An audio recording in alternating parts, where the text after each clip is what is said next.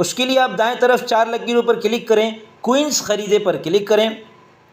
अब आपके पास क्वींस की पैकेजेस आएंगे। 100 क्वींस 100 रुपये के हैं, 200 क्वींस 190 रुपये के, यहाँ आपको 10 रुपये की बचत हो रही है। अब जैसे जैसे आप क्वींस बढ़ाते जाएंगे आपकी क्वींस की जो कीमत है वो कम होती चली जाएगी।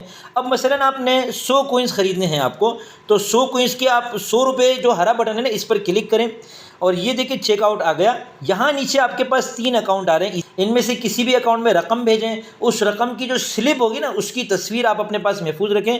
वो तस्वीर आपको चूज़ फाइल पर क्लिक करके वहाँ आपको अपलोड करनी है। परचेस पर क्लिक करते हैं तो हमारी तरफ से गोया ये स्लिप इस वेबसाइट की इंतज़ामिया तक पहुँच रही है। अब जब हम चेक कर लेंगे कि आपकी रसीद बिल्कुल दुरुस्त है तो आपको यहाँ पर क्वींस मिल जाएंगे और ये जो आपके पास ऊपर 51 लिखा हुआ आ रहा है ये 151 हो जाएगा अगर आपने 100 क्वींस खरीदे हैं।